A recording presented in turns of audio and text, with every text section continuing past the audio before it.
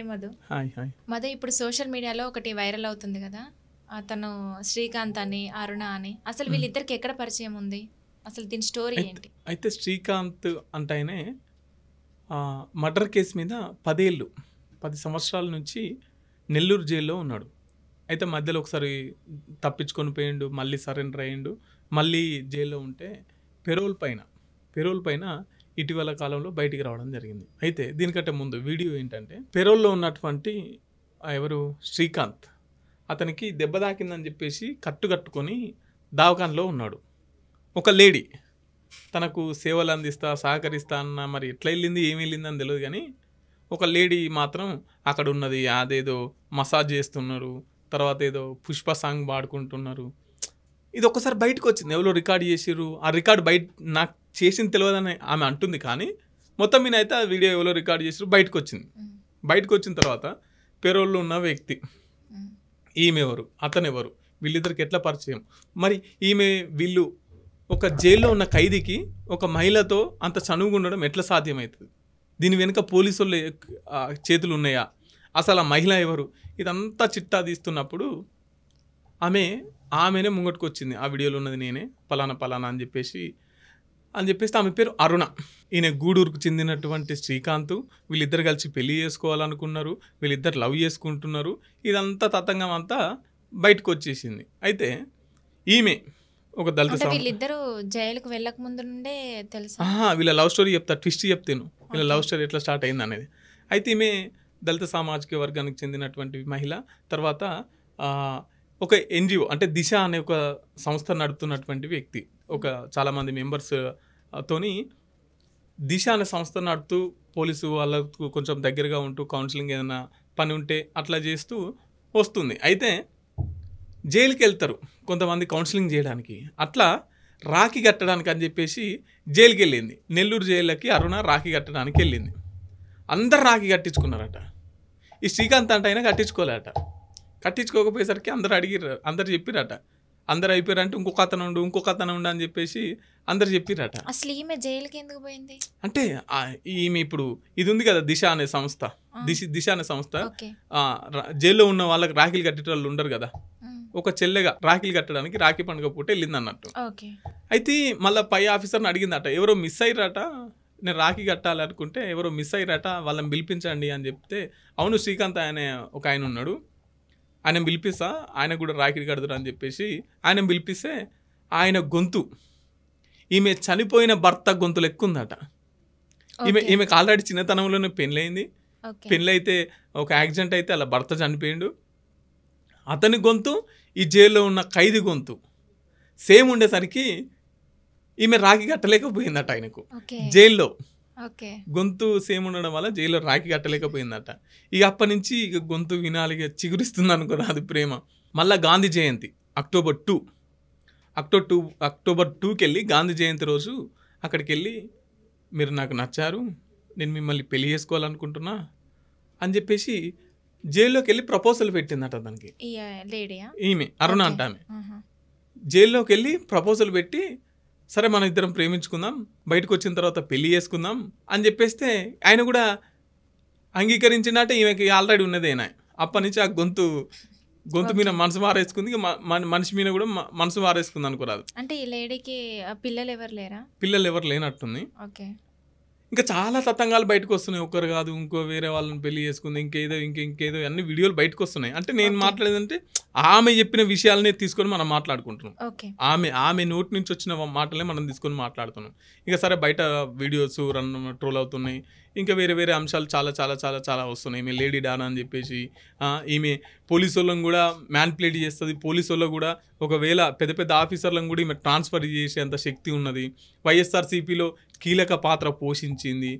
మంత్రులతోని, తర్వాత ఎమ్మెల్యేలతోని, వైఎస్ఆర్సీపీలో ఉన్న అందరితోని తను చనువుగా ఉంటుంది, హనీ ట్రాప్ చేస్తుంది, డబ్బులు సంపాదిస్తుంది, లేడీ డాన్, ఇట్లా చాలా ట్రోల్ అవుతున్నాయి. అవి వాస్తవాలు ఎంత ఏందనేది ఇక ఆమెకు తెలిసి ఉండాలి.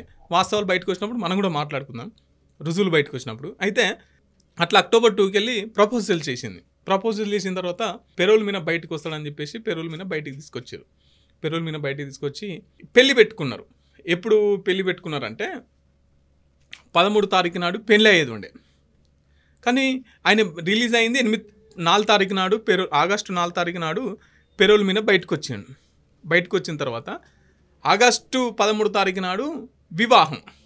కానీ ఆగస్టు 12కే మళ్ళీ మీ పెరోల్ క్యాన్సిల్ అయిందని చెప్పేసి 2 సిఐలు వచ్చి మళ్ళీ అరెస్ట్ చేసుకొని తీసుకొని పోయిరండి. 2 సిఐలు వచ్చి ఒక రోజు ముందు రేపు తెల్లారితే పెళ్ళి. ఇంకా ఎంత కొంత చాలా డిస్టర్బెన్స్ ఉంటుందిగా. పెళ్ళి అతనికి పెళ్లి కాలే. అతని మీద చాలా చోట్ల రౌడీ షీటర్ ఓపెన్ చేసి ఉన్నదట, మర్డర్ కేసెస్ ఉన్నాయంట అతని పైన. అట్లా ఆయనకేం పెళ్లి కాలే. ఇంట్లో ఒప్పుకున్నారట, వాళ్ళ ఇంట్లో చెప్పిరట, వీళ్ళ ఇంట్లో చెప్పిరట, ఇంట్లో కలిసి ఒప్పుకున్నారట, ఇంట్లో అందరితో మాట్లాడుకున్నారు, పెళ్లి పెట్టుకున్నారు, పెళ్లి పత్రికలు కూడా కొట్టించుకున్నారు, అందరికి పంచుకున్నారు. 13 తారీఖు నాడు పెళ్లి, 12 తారీఖు నాడు పెరోల్ క్యాన్సిల్ అయింది. అయితే గత ప్రభుత్వం ఉన్నప్పుడు 51 జియో ప్రకారం కొంతమంది 15 ఆగస్టుకి రిలీజ్ చేస్తారు. కానీ ఈయన రిలీజ్ అయ్యే మూమెంట్కే 71 జియో తీసుకొచ్చినట్ట. 71 జియో ప్రకారం ఇతను ఎలిజిబుల్ కాదు బయటికి రావడానికి. 51 జియో ప్రకారం అయితే ఇతను ఎలిజిబుల్. సో అట్లా ఆడ దెబ్బపడి మళ్ళీ లోపలికి వెళ్ళిపోయిన పరిస్థితి. ఇక లోపలికి వెళ్ళి కథం ఆయన బాగా పిచ్చి పిచ్చి చేస్తాడట. అంటే మొత్తం మనసంతా ఇక్కడ పెట్టుకొని కొంచెం మెంటల్గా డిస్టర్బ్ అయ్యి ఈమంటే అంత ఇష్టం పెంచుకొని తను కొంచెం మానసికంగా కొంచెం ఇబ్బందిలో ఉన్నాడు. అయితే ఇక్కడ మనం మాట్లాడుకోవాల్సిన అంశం ఏంటంటే అతనికి చెయ్యికి దెబ్బ తాకింది, ఏదో వస్తుంటే తాకింది, స్కూటర్ గుద్దింది, ఏదో ఏదో ఏదో ఏదో రకాలుగా వస్తుండ్రు. కానీ హాస్పిటల్లో ఇప్పుడు హాస్పిటల్ అంటే అక్కడ ఒక మహిళతో చనువు ఉండాల్సిన అంత సిచ్యువేషన్ అక్కడ ఉండదు. ఇంకోటి ఇతను ఖైదీ కాబట్టి చుట్టూ పోలీసు వాళ్ళు ఉండాలి, సెంట్రీ ఉండాలి ఇతనికి. మరి పోలీసు వాళ్ళు ఏమయ్యారు, హాస్పిటల్ వాళ్ళు ఎటు పోయారు, వీళ్ళిద్దరికి అంత ప్రైవేసీ ఎందుకు ఇచ్చారు? ఇది ఎవరు నీ లక్ష్యం? దీని వెనుకే ఉన్నది ఎవరు అని తవ్వుతున్నా కొద్దీ అర్ణ విషయాలు బయటపడుతున్నాయి, తర్వాత శ్రీకాంత్ విషయాలు బయటపడుతున్నాయి. ఇలా పోలీస్ సహకారం ఉంది, తర్వాత ప్రభుత్వం సహకారం ఉంది. అంటే ఒక మహిళ, అంటే ఏ పరంగా ఒక మహిళ ఎందులో మేము లేమనకుండా ఒక ప్రభుత్వాన్ని అజ్జేయగలుగుతుంది, పోలీసు యంత్రాంగాన్ని అజ్జేయగలుగుతుంది, ఖైదులో ఉన్న వ్యక్తితోని ఇది చేస్తుంది. ఇప్పుడు చేయికి ఆయనకు దెబ్బ తాకితే ఈమె యాంటిమెంట్ పెట్టాలి, పోనీ హెల్ప్ చేస్తుంది అనుకున్నా, పోనీ కొంచెం మానవతా దృక్పథంతో మనం కూడా ఆలోచించినా కూడా దెబ్బ ఆయనకు తాకింది కాబట్టి ఆయనకు యాంటిమెంట్ పెట్టాలి. ఆయనే ఒక చేతి ఇట్లా పెట్టుకొని ఇంకో చేత ఆమె ఇట్లా అనగానే ఈడ రుద్దుతాండు మసాజ్ చేస్తుండు మంచిగా. ఈ రాసలీలేంది? ఒక ఖైదీకి రాసలీల ఎట్లా సాధ్యం? ఇంకా ఆయనతో మాత్రం జైలు ఉంచుడు ఎందుకు, జైలు ఉండేందుకు? ఇక అన్ని సౌకర్యాలు ఉన్నాక అని చెప్పేసి బయట మారుమోగుతున్నటువంటి అంశం. దీని మీద మరి నడుస్తుంది ఇష్యూ.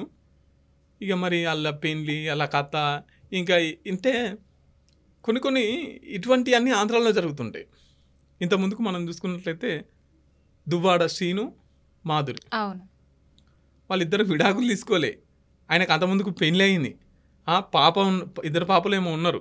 మళ్ళీ అతన్ని ఇంకొక ఆమె లవ్ చేసింది, మాదిద్దరిది ప్రేమ అంటది.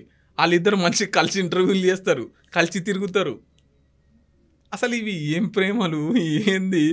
వీళ్ళ లవ్ ఈమెనేమో రాఖీ కట్టడానికి పోయి మనసు పడుతుంది, గాంధీ జయంతికి పోయి ప్రపోజల్ చేస్తుంది. ఇంతకుముందుకు పెళ్ళి అయ్యి భర్త చచ్చిపోయిందట. ముఖ్యంగా ఇక్కడ పోలీస్ యంత్రాంగం ఏం చేస్తుంది? ఇప్పుడు అందరు ఖైదీలకు అట్లనే చేసిరు అనుకో, ఇక జైలు ఎందుకు చెప్పు? జైల్లో ఒక శిక్ష అనుభవిస్తుందంటే శిక్ష లెక్కనే ఉండాలి కదా. సో ప్రభుత్వం తన పని తను చేసుకుంటూ పోతే, పోలీసు వాళ్ళు తన పని తను చేసుకుంటూ పోతే ఇటువంటివి కొంచెం స్ట్రిక్ట్ ఉంటాయి. ఇప్పుడు లేడీ డాన్ అరుణ తను పోలీసు వాళ్ళని మేనేజ్ చేస్తుందంటే ఇప్పుడు చేసినట్టే కదా, అవునా కదా? ఇంకా చాలా చాలా చాలా చాలా వాళ్ళపైన రూమర్స్ వస్తున్నాయి. ఇక మనం కొంతకాలం అయితే వాస్తవాలు ఏందని బయటకు వస్తుంది. అంటే అది ఒకటనే కాదు, సమాజంలో ఇన్ని దారుణాలు చూస్తున్నాం. మరి ఇట్లాంటివి జరగకుండా ఉండాలంటే ఏం చేయాలి? అంటే మన మనుషులలో ఎలాంటి మార్పు రావాలంటే చైతన్యం కావాలి. మనుషులు చైతన్యవంతం అవ్వాలి. అది అసాధ్యం. ఒక విషయాన్ని ఎట్లా ఆలోచించాలి, ఎంతవరకు తీసుకోవాలి, ఏం చేయాలి, ఆ విషయం పట్ల స్పష్టమైన అవగాహన ఉండాలి వాళ్ళకి. ఆ విషయం పట్ల ఒక దూరదృష్టి ఉండాలి. మనం ఏం చేస్తున్నాం ఈ క్షణం అనేది, దీని ద్వారా మన భవిష్యత్తు ఏందని ఆలోచించుకోవాలి.